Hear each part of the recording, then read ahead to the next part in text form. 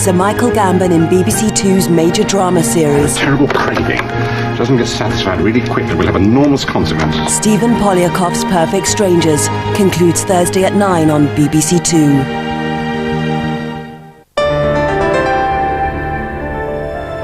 Visitors from Another World now on BBC One, and a communication problem for the military. Chilling sci-fi film drama, Official Denial.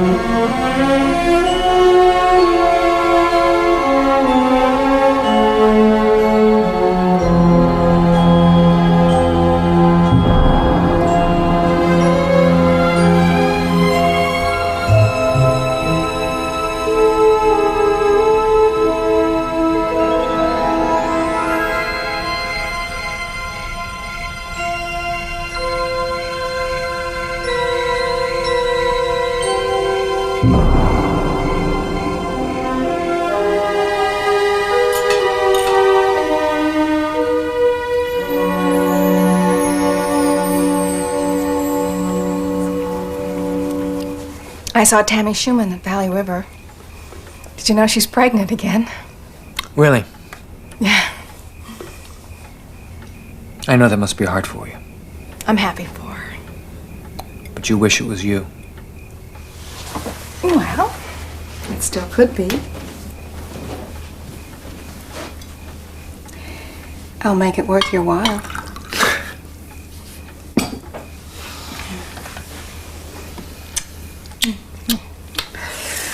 Oh, Paul. I'm 37 years old. I'm running out of time. You know, maybe thinking about diapers and carpool will get your mind off of, you know... Annie, having kids won't make...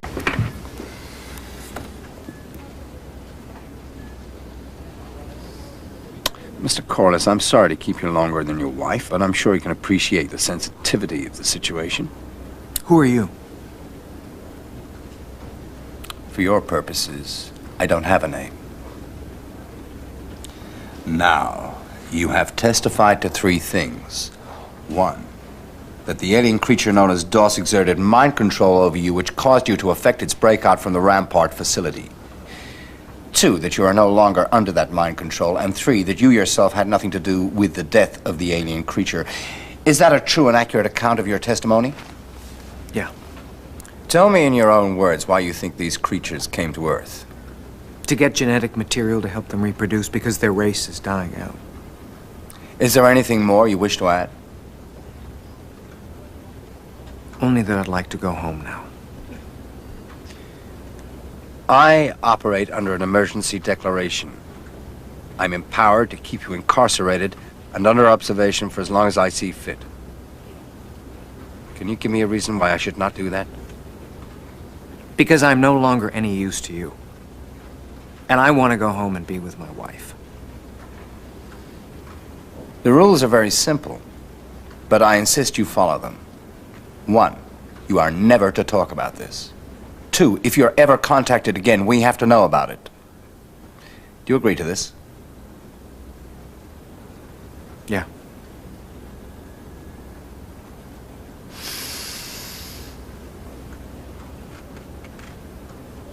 Then go, live your life, and try to be happy. If we need you again, you'll be hearing from us. And you should know, there's a reporter who's been calling my wife. Mr. Novato, he won't be bothering you.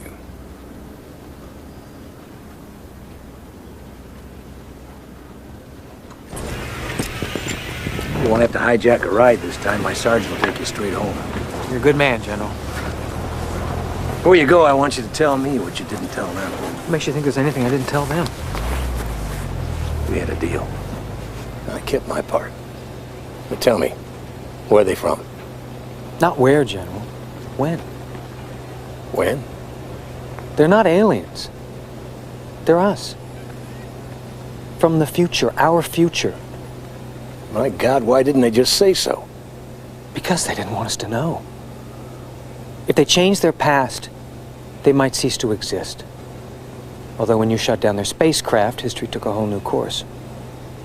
You, still think we should tell everyone? What would we tell them? That they're going to evolve into something little and gray that eats mushrooms? People have to have hope.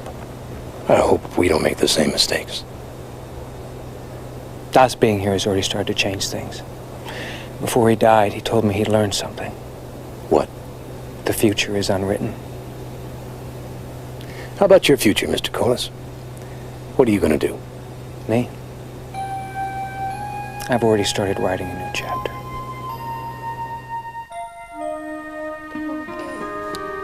She's so beautiful. She is beautiful. Our little miracle.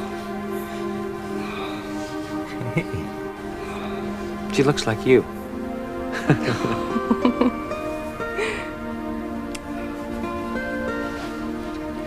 Annie. There's something you should know. I had to wait till she was here. The computer on the ship. The Corliss line ended with me.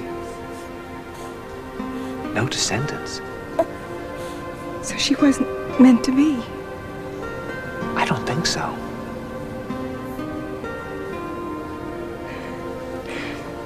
But here she is. Yeah, here she is.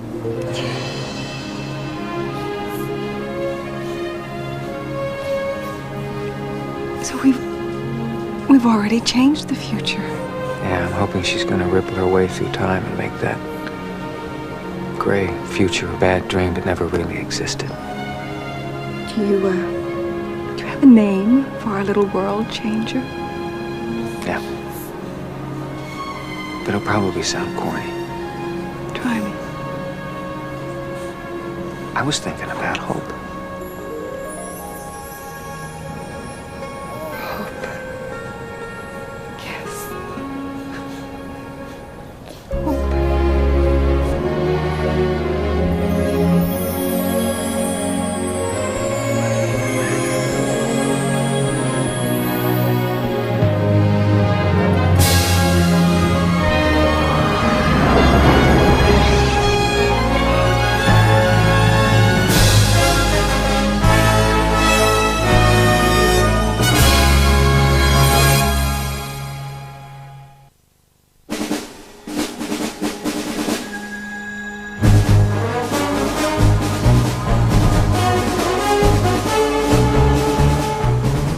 Johnny Depp faces a race against the clock to save his kidnapped daughter in tomorrow's late film here on BBC One.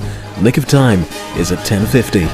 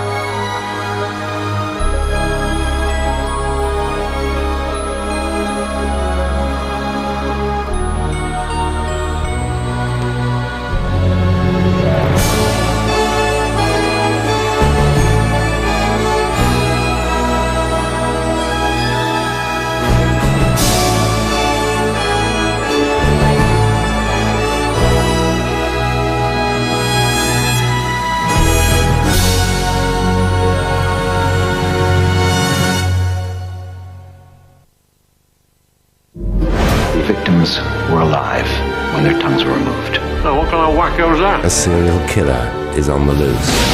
The victims are found with silver teaspoons in the mouths. Each murder, There's been another one! a new method. If it didn't involve an even greater loss of face, I'd take you off the case immediately. Ken Stott. And we keep the lid on this, and we stop him. Understood? Messiah. Killer got the wrong guy. Killer hasn't got anything wrong so far. How do you know that?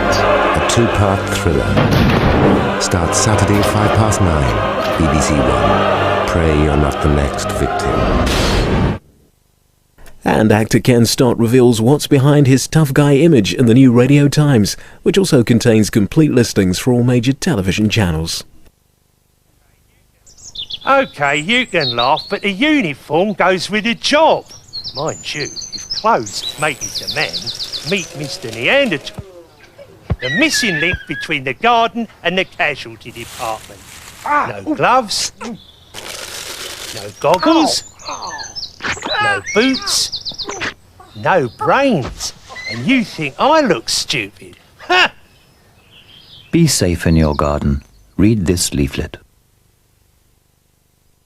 What happens? We've had some real problems.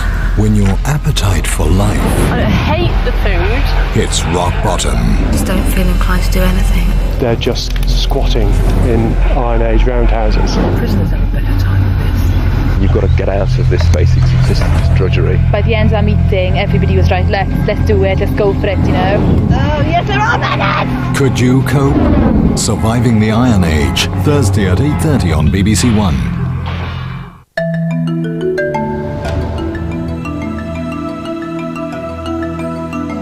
Through the Night now on BBC One with BBC News 24.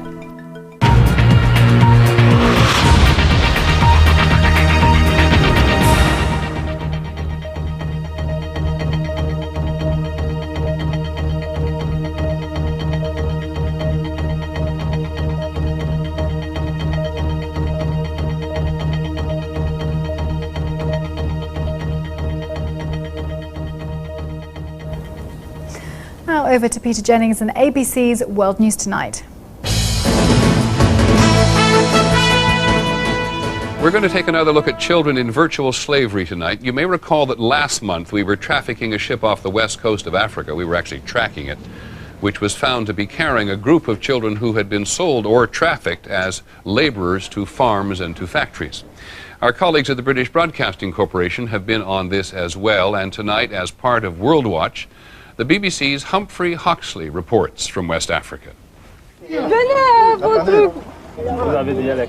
a roadblock in the Ivory Coast, police check a bus for child slaves and for the adults who sell them. Anyone without the right papers is suspect, and when all the passengers are meant to be off, they go back for a final look. And besides finding a mother with a baby, they come across little Pegwingwe Ouedraogo, if that's his real name, confused, terrified, and suddenly very alone. "Who are you with?" asks the bus driver. "Him," he points, but the man in the blue denim cap denies it. He has a scrap of paper saying he's heading for the cocoa farms, where thousands like him work as slaves. "I'm 17, he says, but he can't be more than 12. He has no official papers and no money, yet someone somewhere has bought his bus ticket. That much we do know. The police took him off to find out more. Who are his parents? Where's his home and how much was paid for it? The going price for a boy like Pegwingwe is about $50. Almost certainly he was heading for a farm like this. Now it's nearly deserted. 200 slave children were kept here until last year. The community leader who found them said they were crammed into these huts. One door still has a lock on it. Children like Pegwingwe end up in the local police station. The commissioner said 7 were found today, dozens each week. It's getting worse now. We're moving into the next harvest, so more and more children are coming in. One lost little boy in a far-flung African police cell. Pegwingwe will be taken not to a cocoa farm, but home, yet with no guarantee that he won't be sold again. Humphrey Hawksley, BBC News, Bouaké, Ivory Coast. It is often only by happenstance that a reporter sees slavery in action. It has, for example, taken the photojournalist Mike Shiel a long time to document the stories of children who've been saved in the West African nation of Benin, right next door to the Ivory Coast. Tonight, Mike Shiel in the first person. That girl's name is Aminata. She was totally traumatized. That photograph is taken 24 hours after she was found. She was sitting under a tree, sobbing her heart out. It's bestial. I mean, to see children reduced to that state of abject terror, it's quite horrifying. Benin is one of the poorest countries in the world. People are just desperate, and if someone offers to take their child away, I think it's almost a relief.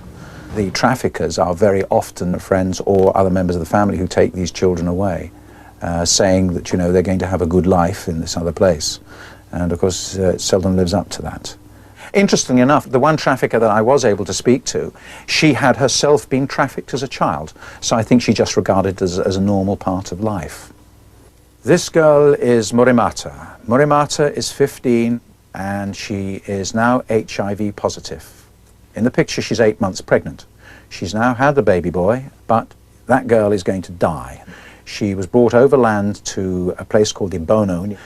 The boatmen used to come along each night and take out the elder girls and rape them.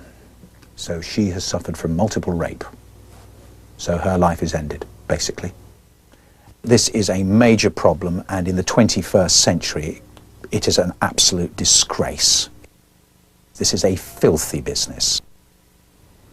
Finally from us this evening, the World War II Memorial. The supporters of the proposed memorial have battled for a long time to pay tribute to veterans with a monument on the National Mall in Washington. Many other people want to see a memorial built, but not in a way they feel will damage the integrity of the mall. Today, Congress weighed in and construction will begin. Back to Washington and ABC's John Cochran.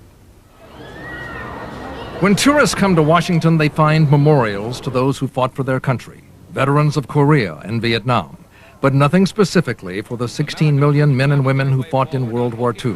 The fighting is savage. Congress was eager to honor them when it gave the final go-ahead to a memorial to be built on the mall, between the Lincoln Memorial and the Washington Monument. But some veterans joined the critics who say the marvelous, long, open spaces will be ruined by the kind of massive memorial favored by Hitler and Mussolini. George Peabody fought at Iwo Jima and Okinawa. It's bad taste because it's just kind of still and empty and memorializing the dead. These veterans say if Congress had not been in a rush to curry favor from other veterans, it could have waited and approved a smaller memorial here, off to the side of the mall. I think there's a true irony here. You know, Congress was very anxious to applaud the veterans for their courage, and yet lacked the courage to take a difficult vote. George Peabody is so angry he wants to turn in his medals. Are you literally going to turn in your medals? Damn right. But other veterans, knowing that 1,100 of them die every day, say it was time to end this fight. If we had another 8 years and another 22 hearings, there wouldn't have been any of us left to see it. President Bush will soon sign the legislation calling for the memorial to be completed in 3 years. Then, almost 60 years after the Nazis surrendered in Europe and the Japanese in the Pacific, America will finally honor the men and women who made victory possible. John Cochran, ABC News, Washington. That's our report on World News Tonight. Tomorrow, Designing for the Elderly. I'm Peter Jennings. Have a good evening and good night.